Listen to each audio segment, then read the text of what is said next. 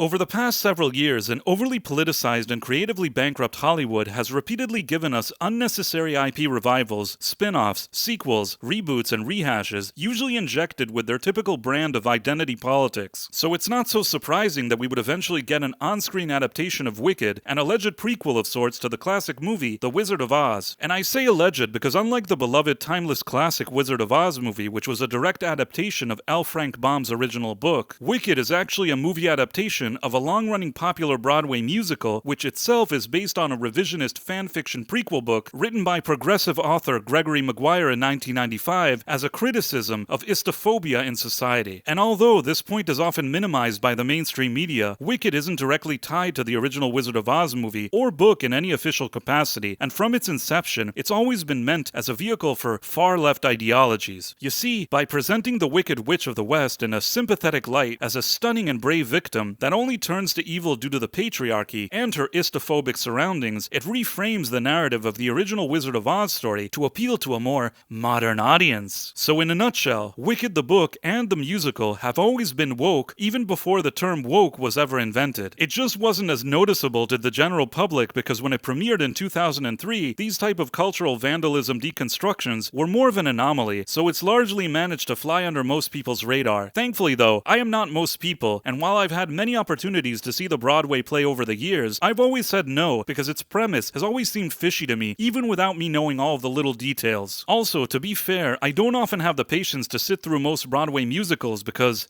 I'm a dude. But if there was ever a musical that could have potentially interested me, it's Wicked, because I really like the classic 1939 movie The Wizard of Oz, including the musical aspects of it. Truthfully, I even like the 1978 movie adaptation, The Wiz, and the songs that appear in that movie as well, even though that movie does have some issues. So after hearing so much about this new Wicked movie, including for one of its stars that has already accused her own potential customers of being istophobes, I was curious to see what all the fuss was about, which is how I ended up in an early screening of Wicked. The movie starts off in the land of Oz with a group of munchkins celebrating the death of the Wicked Witch of the West as seen in the original Wizard of Oz movie. Glinda, the Good Witch of the North, then arrives and tells the munchkins that she and the Wicked Witch were once friends. We then flash back in time to a couple giving birth to Elphaba, a green child who seems to have special powers, and her father immediately hates her and wants her gone because he's a toxic male. Growing up, Elphaba, who would later become the Wicked Witch of the West, is constantly ridiculed and treated poorly by the other kids because of the color of her skin. As a teenager though, Elphaba's mean-spirited and douchey father enrolls both Elphaba and her younger sister Nessa Rose at Shiz University, a school for sorcery. And yes, Elphaba's very sympathetic and physically disabled sister is the same sister that would later be killed by Dorothy as seen in the original 1939 movie, reframing Dorothy as something of a villain. Anyhow, Glinda, who also attends the same sorcery school, initially doesn't like Elphaba, and after being forced to be a roommate by the school headmistress, she initially treats her disrespectfully. Eventually though, the two do become friends, but while the ditzy and shallow Glinda is super popular amongst the students, the wiser and more sophisticated Elphaba is often looked down upon because of her skin color.